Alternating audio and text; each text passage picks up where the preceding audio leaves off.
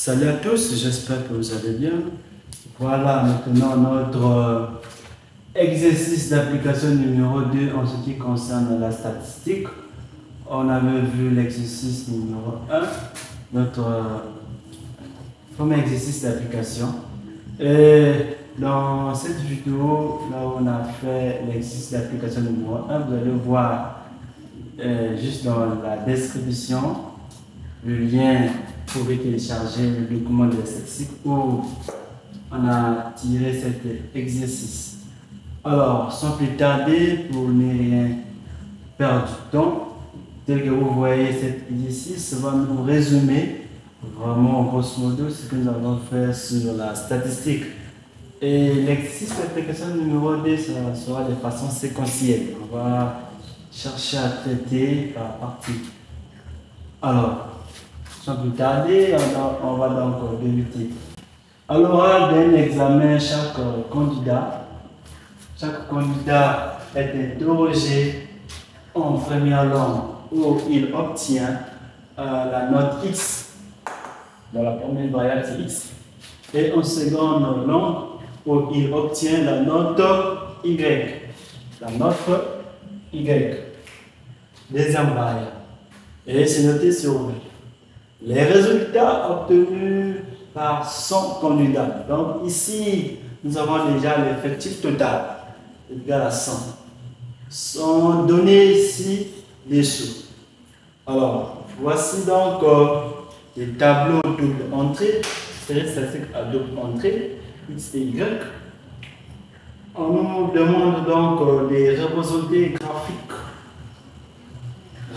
graphiquement la statistique double X et Y par un niage de points pondérés. La deuxième question, petit a, déterminer les distributions marginales X et Y. Petit b, calculer les notes moyennes X et Y. C, calculer la variance X et Y.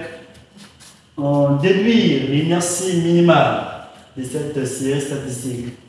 Et 3, petit a, calculer la covariance du couple X et Y.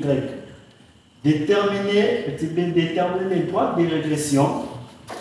Les droites de régression linéaires de Y en X et de X en Y. Et enfin, petit c, c'est de déterminer le coefficient de corrélation, puis interpréter. Donc, on va donc répondre pas à pas. Peut-être je vais répondre pour cette première partie dans la résolution de cet exercice, répondre la toute première partie. Et à la deuxième partie, je vais répondre partie D et 3. Donc, je pense que cette vidéo sera de façon séquentielle en 3 parties. Donc, je profite aussi de corriger ce que nous avons fait pour déterminer le coefficient de corrélation. Lorsque nous avons des droites de régression, des Y en X et des X en Y, lorsque nous avons la droite de régression, des Y en X, c'est bon, Y égale à AX plus B, et la droite de régression, des X en Y, X égale à A' Y plus B'. Okay. En connaissant les deux équations, d'accord, on peut déjà déduire le résultat du coefficient de corrélation. Donc, le coefficient de corrélation est à la racine carrée de A fois A', non plus à la A fois A'. Donc, j'avais omis de mettre la racine carrée. Donc, mes excuses. Donc, c'est la racine carrée de A fois A'. Lorsque vous connaissez ça, on peut déduire directement le coefficient de corrélation à travers ça. Au lieu de faire toute la formule, ça c'est encore perdre du temps. Vous pouvez directement générer ça par cette formule en connaissant les deux équations. Ok, solution. Toute première question, c'est de représenter le lignage des points. Représentons le lignage des points.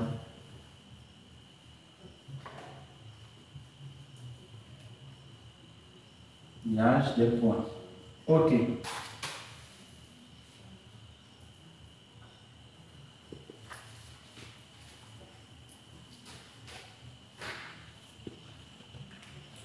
OK. Tel que vous voyez cette série statistique à double entrée, nous avons ici les intervalles. La variable x, nous avons les intervalles. Et la variable y, nous avons aussi les intervalles. Donc, il faut, pour représenter d'abord le liage des points, il faut donc transformer ce tableau là où on va remplacer les intervalles par les centres. Or, comment déterminer un centre? Si nous avons un intervalle A et B, pour déterminer le centre, juste la somme A plus B divisé par B. Donc, on va représenter ici chaque intervalle par le centre. Alors,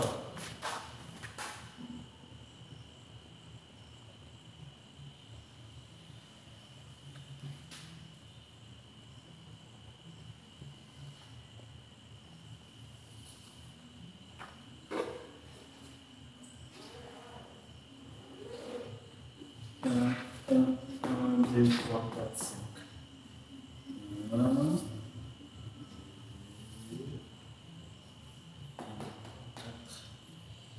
4, 5.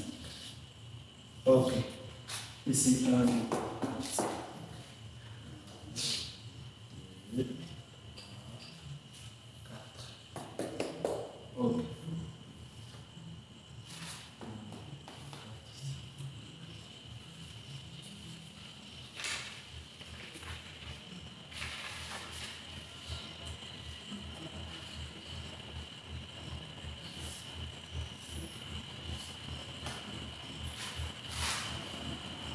OK.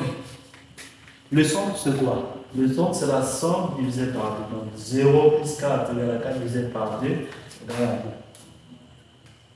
2. Non, ainsi de suite. Ici aussi, le centre de ce nombre, c'est combien? 2. 4 plus 8 égale à 12. Divisé par 2 égale à 6. Ainsi de suite, vous allez remplir par les centres des classes. Donc, la somme, ainsi de suite, la somme divisée par 2. Ici, comme c'est la même série, on va répéter les mêmes nombres. 10, 14, 18. Alors, on va remplacer les effectifs relatifs. 2, 5, 2, 0, 0. Ici, 1, 12, 1, 12, 10, 3, 0. Ici, c'est 0, 3, 28, 28, 12, et enfin 0. Ici, nous avons 0, 1, 1, 5, 10 et 2. Enfin, 0, 0, 0, 1, 2. Alors, donc une fois qu'on vous donne une série statistique à double entrée, dont les valeurs des variables sont représentées sous forme d'intervalles, il faut chercher à transformer les intervalles en donnant les centres des intervalles. Alors, on a représenté les liages de points. On a dit le liage de points, c'est un point IJ des coordonnées x et y. Et par contre, on va représenter les effectifs relatifs, les effectifs partiels de chaque point. Alors, le premier point M11, IJ, I représente la ligne et J représente la colonne. Donc, M1, 1, 1, 1. Le point de coordonnées. Donc, ici, la valeur là, x égale à 2, y égale à 2. Donc, 2, 2. Et c'est ça. Prenez. Maintenant, ici, cette valeur-là, 5, c'est quoi? C'est la première ligne et la deuxième colonne.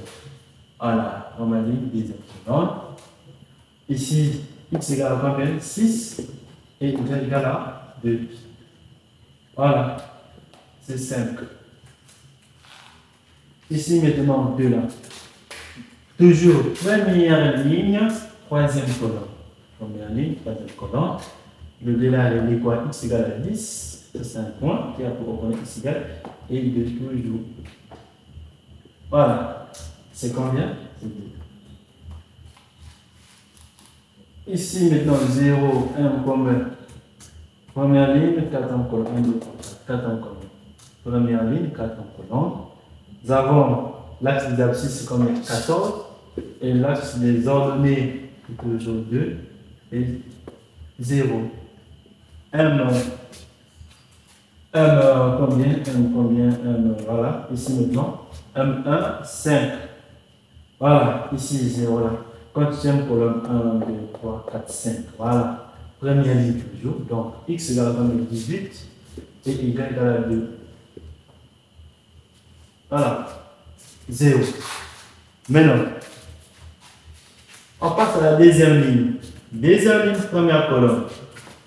Deuxième ligne, première colonne. OK? Ici, l'abscisse c'est 2 et l'ordonnée c'est combien? 6. Très bien. L'effectif c'est combien? 1. Ici maintenant, c'est combien? Voilà, plus. Ici c'est quantième ligne? Deuxième colonne. Deuxième ligne, deuxième colonne. Ici, l'abscisse c'est 6 et l'ordonnée aussi c'est 6. C'est ce qu'on appelle par niage de points. 1, 12. Bon, il y a beaucoup de points. J'espère que vous comprenez. Ici, 10. Deuxième ligne, troisième colonne. X égale à 10. L'ordonnée égale à 6. Voilà, 10. Ici, toujours deuxième ligne, quatrième colonne. L'abscisse c'est 14.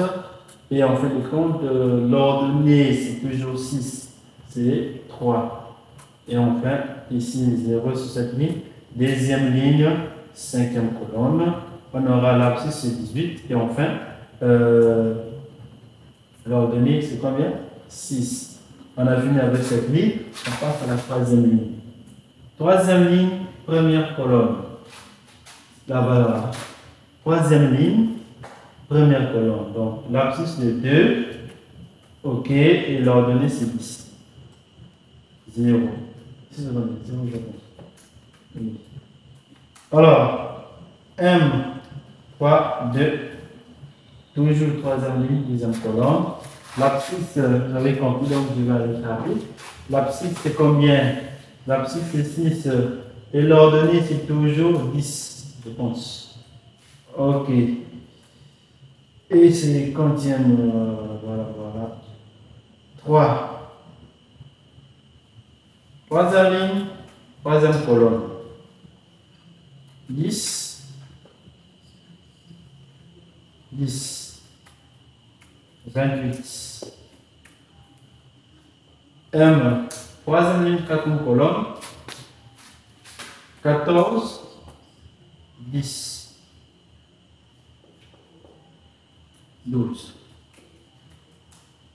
Troisième ligne, cinquième colonne. 18. 10. 0. Quatrième ligne, première colonne. Quatrième ligne, première colonne. 2. 14. 0. Ici. 2, 14. Quatrième ligne, deuxième colonne. Quatrième ligne, deuxième colonne. L'abscisse c'est 6. Et l'ordonnée c'est toujours 14. Et l'effectif ici c'est 1. Quatrième ligne, troisième colonne. Quatrième ligne, colonne, c'est 10. 14, 10. 1, voilà, 4, voilà. 5 plutôt. Voilà. Troisième. Alors, 4, 4. Ici, 14, 14. 10, enfin, 4, 5, 18, 14, 2. M5, 1. Cinquième ligne, première colonne, 2, 18. C'est combien? 0 déjà. M5, 2. C'est combien? 6, 18, 0. Alors, M5, 3. M5, 3, c'est combien? 10, 18. C'est combien? 0 toujours. Et M5, 4. Combien? Abscisse, c'est combien? 14, 18, 1. Enfin, M5, 5, 18, 18. M5, 5, 18, 18, 2. Voilà. Ça, c'est liage des points. Maintenant, il faut les représenter dans un graphique de le repère orthonormé, les points là. Et vous savez comment représenter ces points là dans un repère orthonormé, juste en respectant l'abscisse qu'il leur donné. Toutefois, quand vous mettez les points, n'oubliez pas de mettre les coefficients. C'est ce que nous avons vu dans notre premier exercice d'application. Donc ici, je peux le faire parce que nous avons fait cela dans notre premier exercice d'application. Donc juste vous montrer comment présenter les liages de points. Alors, ensuite, ce qui reste maintenant, mettre ces points-là dans le repère orthonormé. Donc, de la suite de la vidéo, on va donc répondre à la question numéro 2.